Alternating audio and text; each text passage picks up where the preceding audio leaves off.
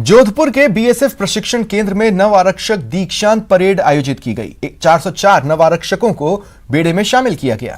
Batch संख्या 241 और 242 के नव आरक्षकों ने संविधान की रक्षा की शपथ ली। मुख्यमंत्री अशोक गहलोत ने सभी नव आरक्षकों की परेड की सलामी ली और देश सेवा में तत्पर रहने वाले जाबाजों की हौसला अफजाई की।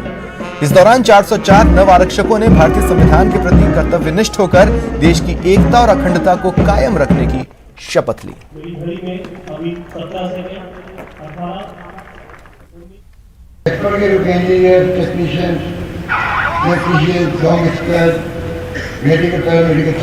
उच्च कोटि के उपकरणों से सुसज्जित प्रत्येक बटालियन में 1158 अधिकारी कार्य तैनात हैं।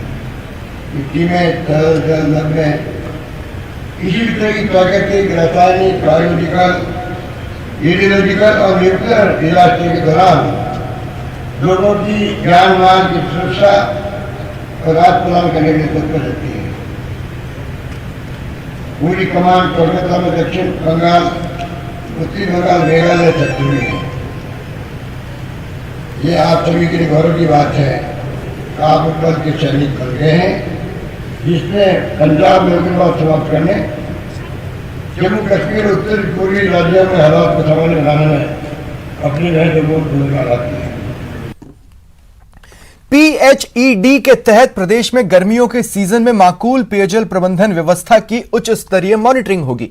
जल परिवहन व्यवस्था की समीक्षा करते हुए जलदाय मंत्री डॉक्टर महेश जोशी ने बताया कि गर्मी के दिनों में प्रदेश के शहरी एवं ग्रामीण क्षेत्रों में जनता को स्वच्छ पेयजल आपूर्ति की मॉनिटरिंग और जिलों में चल रही पेयजल परियोजनाओं को लेकर चीफ इंजीनियर्स और एडिशनल चीफ इंजीनियर्स अलग अलग जिलों का प्रभार सौंपा है। डॉक्टर जोशी ने बताया कि सभी अधिकारी अपने अपने प्रभार वाले जिलों का दौरा करेंगे और वहां मॉनिटरिंग के अतिरिक्त जल जीवन मिशन में हर घर जल कनेक्शन की प्रगति की भी समीक्षा करेंगे।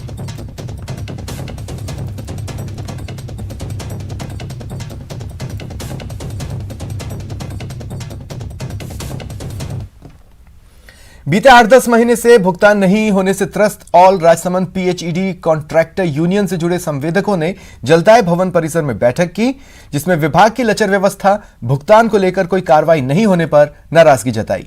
संवेदकों ने प्रदर्शन कर अधीक्षण अभियंता समेत संबंधित अधिकारियों को आड़े हाथों लिया। संवेदकों ने सर्वसम्मति से निर्णय किया कि 31 मार्च तक बकाया पूरा भुगतान नहीं होने पर 1 अप्रैल से वर्तमान में चल रहे कार्य ठप कर दिए जाएंगे।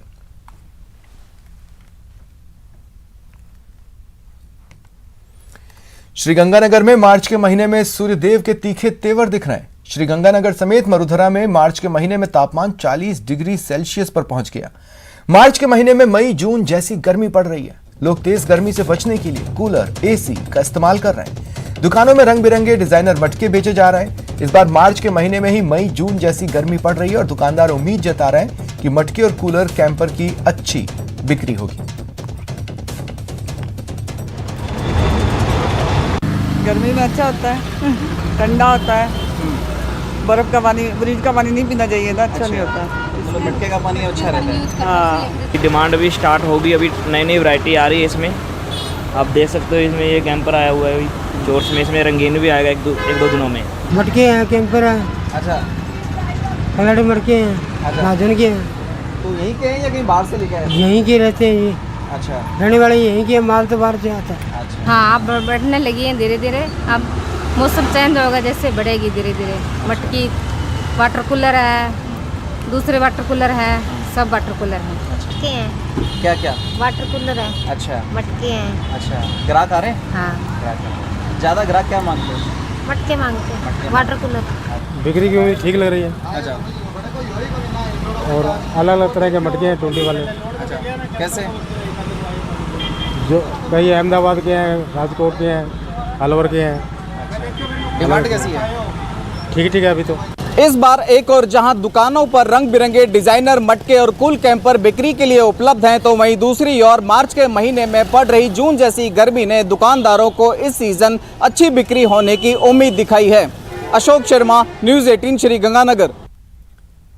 गर्मी आते ही पानी के मटकों का क्रेज दिख रहा है। गर्मी में ठंडी रहने वाली मटकी मारवाड़ का फ्रिज के नाम से प्रख्यात है। सिरोही में दशकों से 10 से ज्यादा कुंभकार परिवार मटकी निर्माण कर अपनी रोजी रोटी चला रहे हैं। तालाब की मिट्टी से पैरों से गोंद कर बनाई जाने वाली मटकी गर्मी में पानी को बेहद ठंडा रखने के काम आती है। यह मटकी अब घरों में आकर्षण का केंद्र बन चुकी है, क्योंकि मटकी बनने के बाद उस पर यह कुंभकार चित्रकारी कर नया रूप दे रहे हैं, जिससे ये मटकियां बेहद आकर्षक लग रही हैं।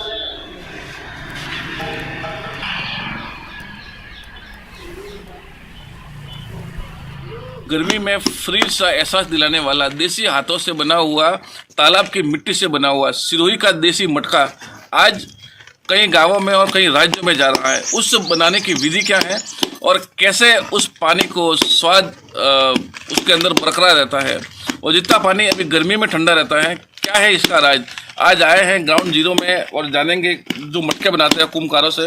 आपके हाथ से आप मटका बना रहे हैं, क्या है, कैसे बनता है ये मटका और क्या खास बात है? ये है तालाब के अंदर जाना और मिट्टी लावनी पड़े, माटी लावेन खोद कर घर पे पछे लावेन डिंग देना पड़ता है, बजा लाद लानी पड़ती है और पछे अड़ीन भीनवनी माइती काकड़ा बीजा निकालना पड़ता है।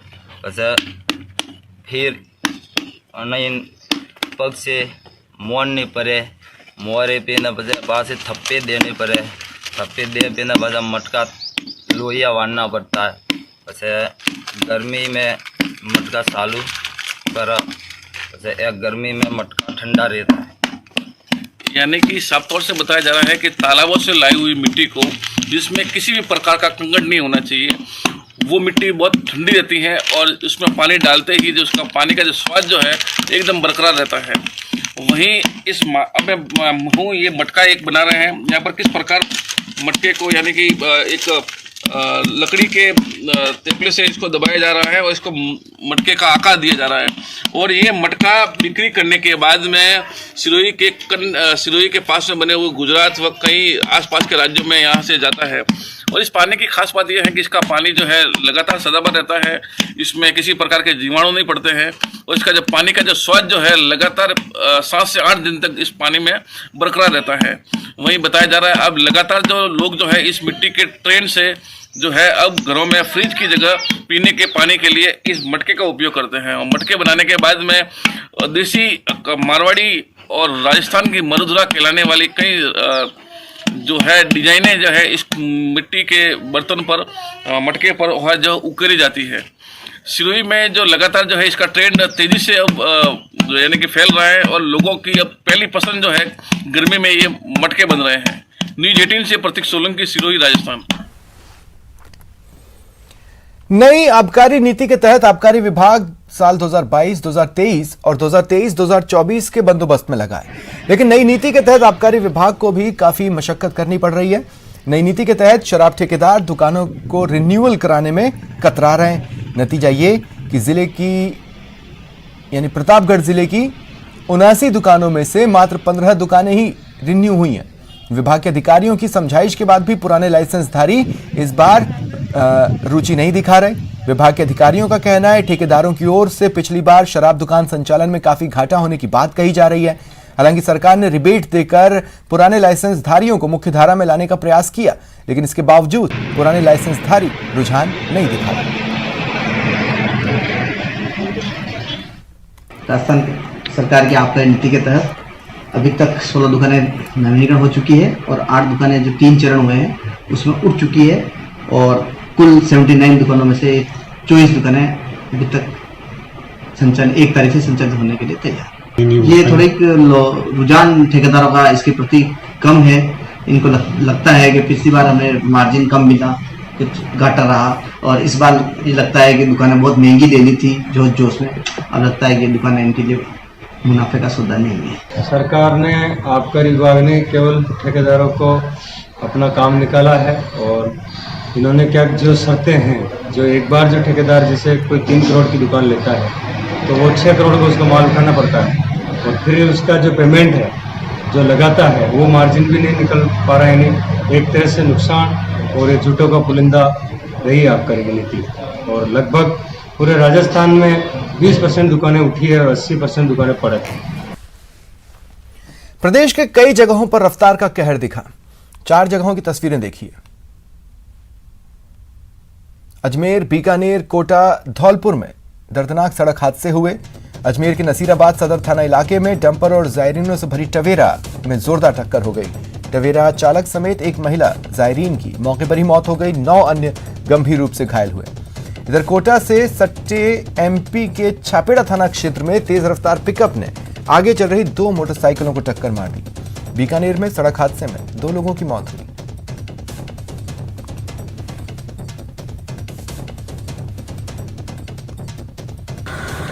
उधर हिंडौन बयाना मार्ग पर देर रात वाहन की चपेट में आने से बाइक सवार 2 युवकों की मौत हो गई। हिंडौन राजकीय जिला अस्पताल की मॉर्चरी में दोनों शव का पोस्टमार्टम हुआ और फिर परिजनों के सुपुर्द किया था। मृतकों के परिजनों का रो रो कर बुरा हाल है। इनमें से एक मृतक की 3 दिन बाद शादी थी।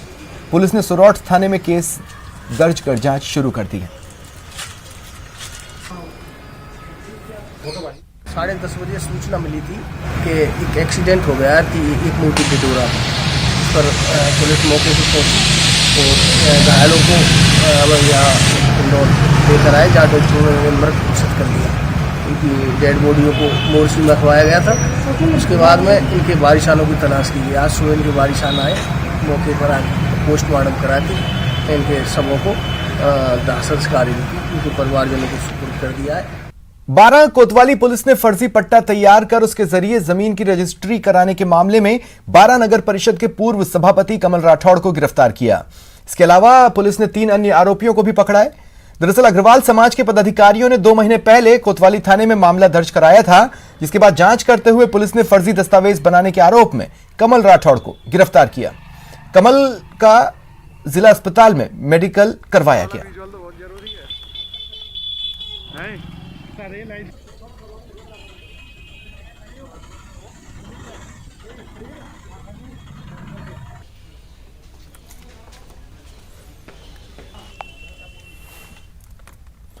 जैसे हर महान अभियान का अंत होता है, वैसे ही हमारे अभियान बायजूस यंग जीनियस सीजन 2 भी समाप्त हो रहा है। इस यात्रा के दौरान हम कुछ अद्भुत बच्चों से मिले और उनकी अविश्वसनीय प्रतिभा से चकित हुए। यह पूरी यात्रा का सिर्फ एक हिस्सा है। हम और युवा प्रतिभाओं के साथ वापस आएंगे जो अपने देश और परिवार को गौरवान्वित कर रहे हैं। आइए एक नजर डालते हैं बायजूस यंग जीनियस सीजन 2 की कुछ झलकियों पर। समुद्र में से मोती निकालने के लिए बहुत गहराई तक जाना पड़ता है।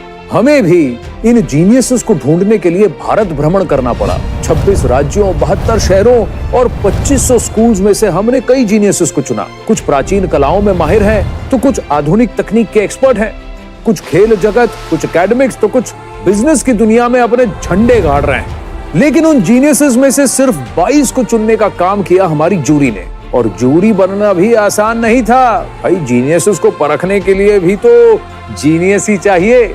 इसलिए अपने अपने क्षेत्र में सफलता के सर्वोच्च शिखर हासिल कर चुकी हस्तियां बनी हमारी jury. Being part of this young genius, you just realize how enlightened you can get by looking at these young children from various fields. Some of them, they are transforming, humanity. Just meeting them, it's so inspiring to see that our children of our country are making this country proud. I think sky is the limit. और ये programme यही बताता है कि आपको जितने भी challenges हो, वो कुछ नए मायने रखता है। आपके लिए बहुत सारा कुछ पॉसिबल है। And I'm sure such programs will inspire many kids. इन बच्चों से मिलके मैं इंस्पायर हो गया हूँ, मैं प्रेरित हो गया हूँ। बड़ा अच्छा काम नेटवर्क 18 कर रही है और मैं उनका अभिनंदन करता हूँ।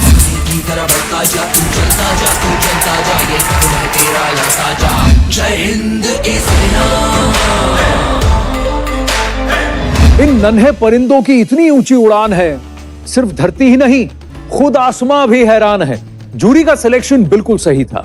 इतनी छोटी सी उम्र में इनकी उपलब्धियां देखकर सिर्फ मैं ही नहीं, पूरा देश हक्का बक्का रह गया था। जाने कितने ही नेशनल और इंटरनेशनल अवार्ड्स पर और प्लेटफॉर्म्स पर अपना नाम दर्ज करवा चुके हैं हमारे यंग जीनियस।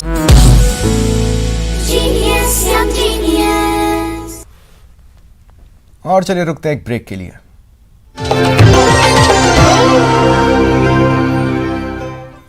ब्रेक के बाद अब बात प्रदेश कांग्रेस के सदस्यता अभियान की।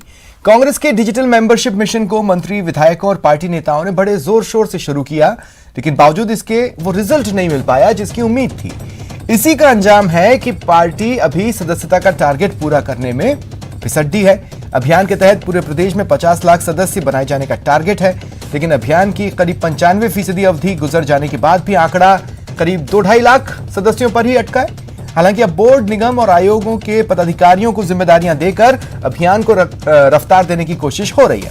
पीसीसी चीफ डोटासरा बार बार अभियान को गति देने की बात कर रहे हैं, बार बार कई दावे भी कर रहे हैं, लेकिन पार्टी नेताओं के असहयोग की वजह से दावे सही साबित नहीं हो पाया। बड़ा सवाल यह है कि क्या 6 महीने की मशक्कत 6 दिन में पूरी हो जाएगी?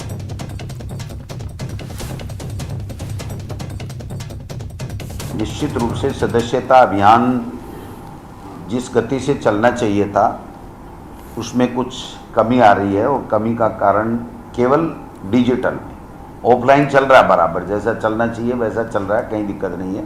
हम चाह रहे थे कि डिजिटल ज़्यादा से ज़्यादा बने, तो डिजिटल के लिए हमारे लोग काम कर रहे हैं। अभी भी हम 2 लाख से ऊपर पहुंच गए हैं, और मैं समझता हूं कि हम जल्दी इसको 5-7 दिन में पूरा करेंगे। लेकिन चूंकि एमएलए साहिबान और मंत्री साहिबान जो इसमें अपने कार्यकर्ताओं को और ज़्यादा मोटिवेट कर सकते हैं, वो विधानसभा में हैं, इस कारण से भी थोड़ी बहुत हुई है, लेकिन फिर भी हम लोग इसको और अच्छे तरीके से करेंगे।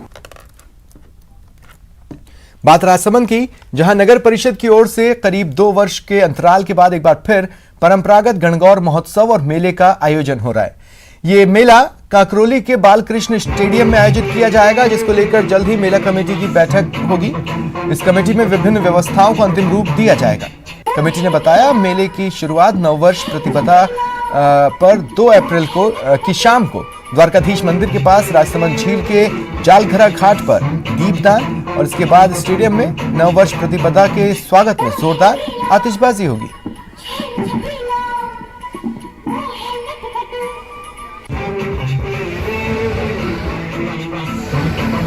नगर परिषद राजसमंद द्वारा जो गणगौर महोत्सव की तैयारी चल रही है, उसमें प्रथम दिन दीपदान और आतिशबाजी का कार्यक्रम रहेगा। द्वितीय दिन लोकल बच्चों की पार्टिसिपेट सांस्कृतिक संध्या रहेगी, और तीसरे दिन चुंदड़ी गणगौर के दिन भजन संध्या, और हरि गणगौर के दिन सांस्कृतिक संध्या ऑर्केस्ट्रा ग्रुप द्वारा, और तीसरे दिन कवि सम्मेलन, अंतर्राष्ट्रीय कवि सम्मेलन। तो राजसमंद द्वारा जो गणगौर महोत्सव मनाया जाता है, इस बार वो 5 दिवसीय प्रोग्राम है। और जहाँ तक आप जो सवारी के रूट की बात कर रहे हो, ये मंदिर से शुरू होकर जो शहर के मुख्य मार्ग हैं उनसे गुजरती हुई बालकृष्ण स्टेडियम में पहुँचती है। इसमें जो प्रथम दिवस का प्रोग्राम होगा एकम के दिन, उस दिन हमारा दीपदान का प्रोग्राम होता है। दूसरे दिन जो स्थानीय कलाकार हैं उनका प्रोग्राम कराया जाता है। इसके साथ साथ 3 दिन सांस्कृतिक प्रोग्राम, कवि सम्मेलन, इस प्रकार के प्रोग्राम होते हैं। इसमें शहर के गणमान्य लोगों के अलावा आसपास के जितने भी गांव और कस्बे हैं उनके लोग यहाँ शामिल होते हैं, और जो 20-25 साल से जो मेला भर रहा है इसका आनंद लेते हैं। रंगोत्सव को शांतिपूर्ण संपन्न करवाने के बाद भीलवाड़ा जिला पुलिस की होली आज खेली गई। पुलिस लाइन में पुलिसकर्मियों ने जमकर होली खेली। इस दौरान डीजे और ढोल की थाप पर पुलिस ने त्योहार मनाया। जिला पुलिस अधीक्षक आदर्श सिद्धू ने पुलिसकर्मियों को होली की शुभकामनाएं दी। वहीं कानून व्यवस्था बनाए रखने के लिए पीठ थपथपाई। होली खेलने के दौरान महिला पुलिस अधिकारियों ने भी जमकर डीजे की धुन पर डांस किया।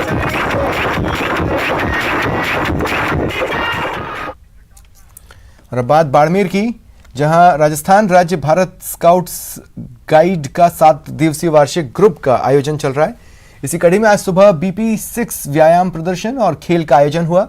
सुबह 8 बजे झंडारोहण कर स्काउट के प्रशिक्षण आंदोलन, स्काउट संगठन के बारे में विस्तार से जानकारी दी गई। अच्छा, ये स्टैच्यू खड़ा है। ये स्टैच्यू है। डाइट में 7 दिन का आवासीय स्काउट गाइड का कैंप चल रहा है। आज हाइक का प्रोग्राम रखा गया, जिसमें लाइट से लेकर के जसदेव मंदिर तक इनको ले जाया गया। वहाँ बच्चों से सेवा कार्य करवाया गया और सांस्कृतिक कार्यक्रम करवाया गया। सबसे पहले 6 बजे BP6 व्यायाम करवाया गया। उसके बाद में निरीक्षण किया गया निरीक्षण के बाद में ध्वजारोहण हुआ। पेट्रोल और डीजल के दाम में लगातार इजाफा हो रहा है। पेट्रोल में 78 पैसे, डीजल में 73 पैसे की बढ़ोतरी हुई। बढ़ती महंगाई से हर कोई परेशान है।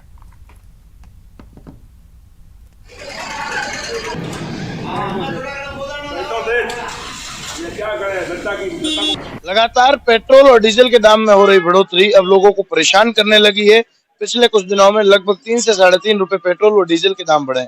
आज की बात करें तो 78 पैसे पेट्रोल में और डीजल में 73 पैसे का उछाला है। देखिए, पेट्रोल पंप पर लोग पहुंच रहे हैं, लेकिन जो है वो हर किसी के चेहरे पे मायूसी है, क्योंकि लगातार पेट्रोल के दाम बढ़ रहे हैं। हमारे साथ कुछ लोग हैं, उनसे भी बातचीत करते हैं। पेट्रोल डीजल के रोज दाम बढ़ रहे हैं, किस तरह की परेशानी है? भाई साहब, जब भी आते हैं पेट्रोल पंप पे रोज ही नया भाव सुबह मिलता है और बढ़ा हुआ भाव मिलता है। रोज रोज इस तरीके से कैसे हम अपना गुजारा चलाएं? पेट्रोल हर को चाहिए और पेट्रोल मेन आवश्यकता है हर इंसान की। और ये पेट्रोल डीजल की जो कीमतों की वृद्धि हो रही है, उसमें सारी जो है अर्थव्यवस्था, उसमें इफेक्ट बढ़ रहा है। हर प्रकार की महंगाई इससे निरंतर बढ़ती जा रही है। इसलिए सरकार इसमें निरंतर कंट्रोल करे और हमको जनमानस को सहयोग मिले। कहीं जो है वो आर्थिक रूप से भी परेशानियों का सबब जो है वो मिल रहा है, लोगों को परेशानी का सामना करना पड़ रहा है। पेट्रोल पंप पर देखिए, जो पेट्रोल भरवाने आते थे पहले टंकी फुल करवाते थे, अब वो लोग जो है वो कम पेट्रोल भरवाते हैं और भरवाते तो जरूरत के हिसाब से उसका उपयोग भी करते हैं। हमारे साथ कुछ लोग हैं। वैसे पेट्रोल डीजल के दाम बढ़े हैं, किस तरह जो है वो परेशानियों का सामना करना पड़ रहा है? गलत बात है साहब, बिल्कुल गलत। क्यों? कि वहाँ अरब देश में गया था वो करने के लिए, हज करने के लिए।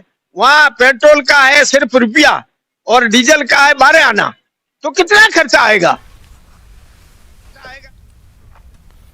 फिलहाल इतना ही, मुझे दीजिए इजाजत, नमस्कार।